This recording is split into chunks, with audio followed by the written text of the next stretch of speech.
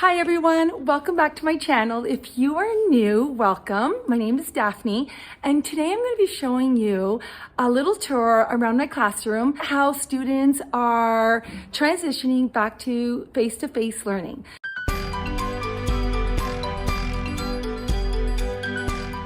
So to start with, I'm going to show you their schedule for the washroom breaks. Every class in the school has specific times that they're allowed to send their kids to the washroom. Of course, if students have to go at other times, they are allowed, but we're really trying to limit the interaction in the hallways between classes. So this is the poster that I created with regards to the time slots that my students have with regards to going to the washroom. These times are specifically for my class and my students. That way they can avoid minimal interaction with other students going to the washroom at the same time. Of course, students can go at any time during the day as need be. So the next thing that we do with our students every morning when they come to school is we do a COVID symptom check to help students identify if they are not feeling well. Students are encouraged and parents are explained that they should be doing this in the morning time before they come to school. But of course, we also do a double check just to make sure when students come and to help them remember and for them to be able to self-check throughout the day. I created a simple poster that I have hung in my classroom for them to refer to at any time because I was getting a lot of questions and they kept asking me like, is this a symptom? Is that a symptom? So we want our students to be experts and we want them to be able to identify symptoms on their own as well. So I'm going to share with you my poster that I created. Parents were shared with that they should be doing before school. This is the poster that I created using Canva. I absolutely love Canva. I mentioned it in one of my earlier videos. I will put a link at the bottom for anyone that is interested in looking at Canva and signing up. It's totally free. Now, these are the symptoms that were shared with parents. So I basically just took the information that was shared with parents and created a poster for my students to help them self-monitor. And we actually do this every morning as our check-in, where students look over the symptoms and make sure that they're feeling great and ready to learn.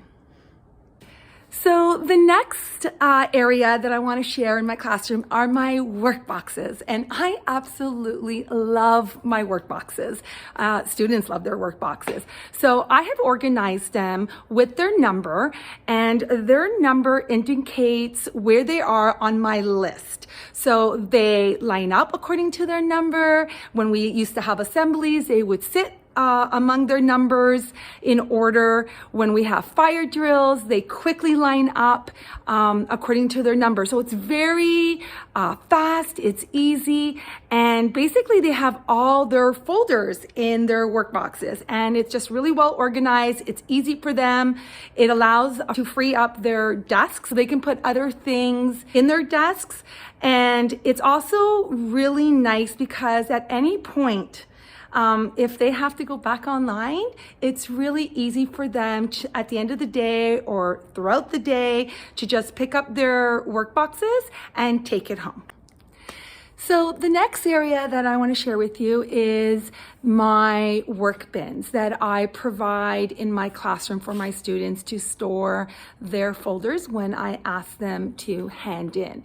Now, since they've been back to face-to-face learning, I have not asked them to hand in their folders, but there will be a time in the next few weeks that I will have to look at their folders and monitor what they've been doing in their worksheets. For now, I'm still asking them to submit assignments through Google Classroom, which I absolutely absolutely love because it's just so easy. I don't have to worry about allowing time before I can look at their work. It's easy to mark. I can give feedback immediately if I choose to.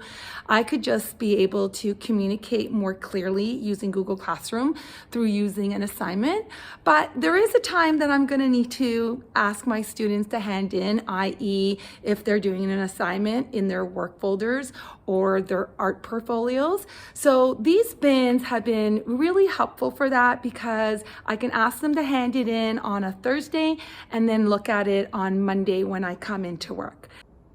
So here are my bins that I have. These bins were purchased at the dollar store, so they're very economical. They're $1. And for each bin, I just clearly indicate on the front what subject area they are. And these are the bins that I ask my students to hand in their folders. If at the end of the day, I choose to, take them home, or say, for example, I have my students hand in their work on the Monday and take them home on the Friday, just easily carrying them out, and I don't need to worry about how to transport them from school to home. So the next area that I want to show you is my clipboard that I use for students when they leave the classroom. So as mentioned before, we have very specific times that students go to the washroom. However, there are a lot of times that they have to go use the washroom or the office to grab a mask if their mask needs to be replaced. So I use a clipboard, and that is where students sign in and sign out, and it's very specific. So I ask them, I get them to write their name, I get them to record what time they left, what time they returned, and the reason. And this just really helps me monitor their whereabouts, just in case, we do have a fire drill or we do have a lockdown. It just helps me know where everybody is at all times. So this is the worksheet that I have to a clipboard, and I place it near the classroom door where it's very accessible to all students. And they basically just record their name, the time that they were out, and the time that they were in. This form I changed up. I don't have the other column where it says reason. I just found it was a lot of work for students to fill out, especially if they just really have to go to the washroom. So I just want to keep it nice, simple, and clear, and just really visible for me. I really need to know where students are. So the last thing I wanted to share more so is our PPE gear that we as teachers need to wear during the school day. And there are two things that we use for our face.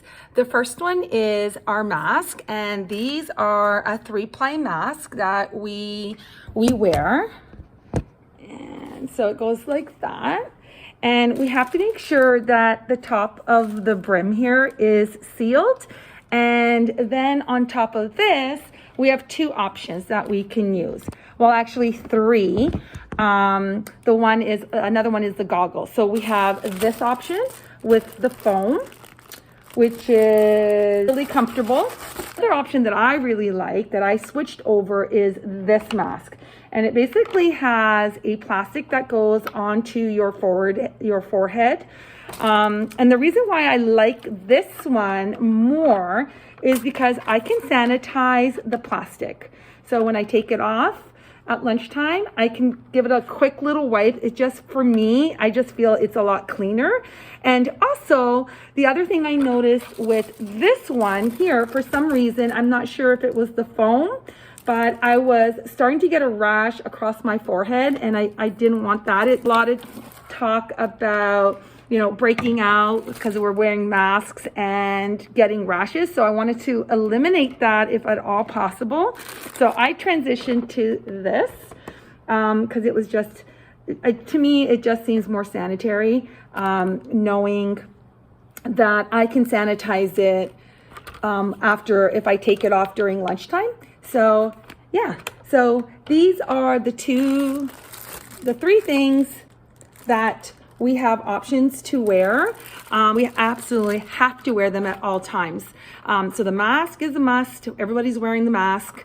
And as far as the shields, you have an option. You can wear the blue one with the foam, or this one with no foam where you can sanitize it. All right, guys, that's my tour of my classroom and some of the strategies that I am using while teaching face-to-face now with my students. So until next time, hit the like button, keep on teaching.